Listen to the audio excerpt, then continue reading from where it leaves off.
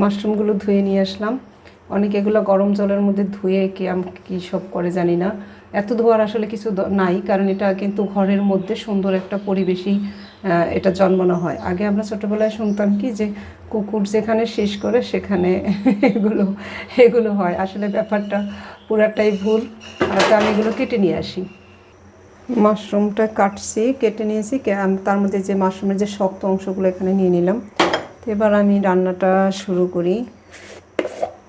মশলা হিসেবে দেব প্রথম হচ্ছে একটু রসুন বাটা, বেশ খানিকটা বলতে দিয়ে একটু রসুন বাটা দিতে হবে। আমি বিভিন্ন রকমভাবে মাশরুম করি, নিরামিষ করেও করি। আজকে আমি এভাবে করছি, একদিন এক এক রকম করি। যারা মাশরুমের বিভিন্ন রেসিপি পেতে চান আমার পেজটা আপনারা ফলো দিতে পারেন। এছাড়াও আমার একটা ইউটিউব চ্যানেল আছে, সেখানেও দেখে নিতে পারেন। লবণ আমি আজকে সরিষার তেলে করব, এখানেই আমি সরিষার তেলটা দিয়ে দিচ্ছি। মশলাটা কষাবো।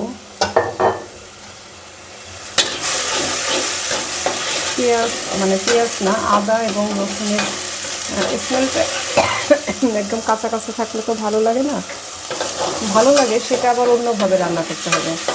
এখানে আমি একটু এটা ভেজেই নিই, একটু কষিয়ে নেব।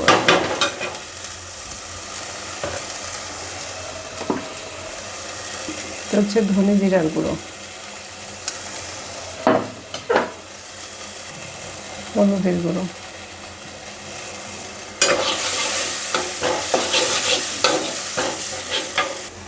সামান্য একটু মরিচের গুঁড়ো। যে কোনো কিছু রান্নার সময় আমার মাথায় থাকে এর গুণাগুণটা রক্ষা করতে হবে। মশলাটা আর একটু ভেজে নিই।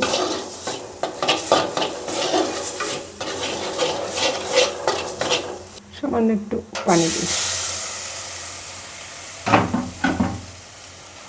মশলাটা কষানোর জন্য মশলাটা কষানো প্রায় হয়ে গেছে। সুন্দর একটা স্মেল আসছে। এবার আমি যেটা করব, এখানে হচ্ছে যে শক্ত অংশটা, মাশরুমের গোড়ার দিকে যে শক্ত অংশ সেটা আমি দিয়ে দিলাম।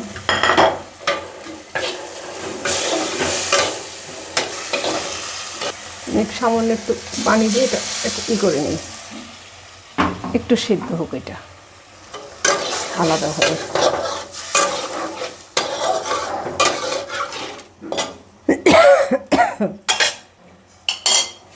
ঢেকে দিই।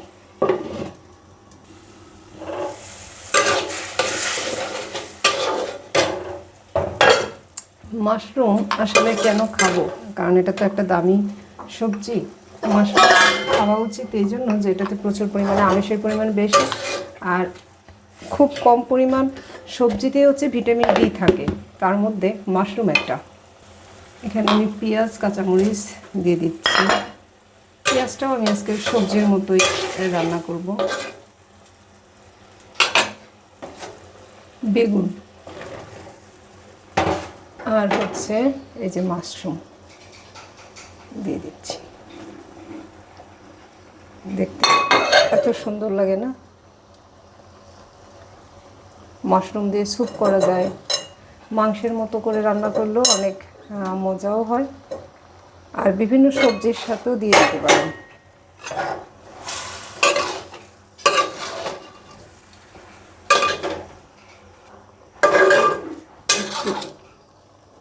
কষিয়ে আমি ঢেকে দেব। ঢেকে দিই। মাশরুম কিন্তু ব্রেনের জন্যও ভালো, কারণ এখানে এমন কিছু উপাদান আছে যা আমাদের স্মৃতিশক্তি বাড়াতে বা ধরে রাখতে সাহায্য করে। আর স্নায়ুর জন্য অনেক ভালো। যারা বিভিন্ন স্নায়ুর রোগে ভুগছেন তারা কিন্তু নিয়মিত মাশরুম খেতে পারেন। অল্প আছে আমি করছি, দেখি তরকারিটা কেমন হলো। আমি কিন্তু আর পানি দিইনি আর দেবও না, এটা মাখামাখাই হবে, কষানো জাস্ট অল্প আছে। আমার বেগুন হচ্ছে খুবই প্রিয় একটা তরকারি। তার সাথে মাশরুম। আর যারা ওজন নিয়ন্ত্রণ করতে চান তারাও কিন্তু মাশরুম খেতে পারেন। আর একটু লবণ দিয়ে দিই, মনে হচ্ছে একটু কম হয়েছে। হার্টের জন্য অনেক অনেক উপকারী এই মাশরুম। আর যারা প্রাণীজ আমিষ অ্যাভয়েড করেন বা সম্পূর্ণ ভেজিটেরিয়ান, তারাও কিন্তু মাশরুমটা খেতে পারেন।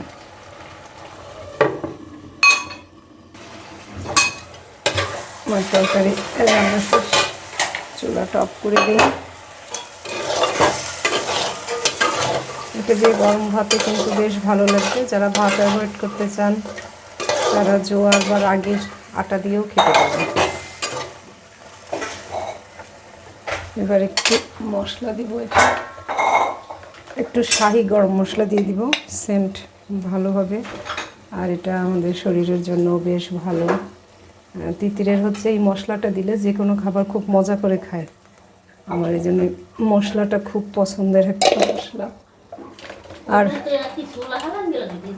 এটা হচ্ছে ধনে, ভাজা ধনে, আর হচ্ছে জিরার গুঁড়ো।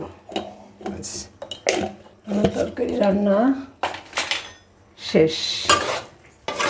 তো এইভাবে খুব সহজভাবে মাশরুম দিয়ে বিভিন্ন সবজি করে খেতে পারেন, মাংসের মধ্যে দিয়ে খেতে পারেন, বিভিন্নভাবে যে যেভাবে পছন্দ করেন সেভাবে খেতে পারেন। আর আমার সাথে থাকলে আর বিভিন্ন রেসিপি প্রায়ই পাবেন। আজকে একটা করলাম, কালকে নিরামিষ করবো, বিভিন্ন রকম রেসিপি আমি দিতেই থাকবো মাশরুমের।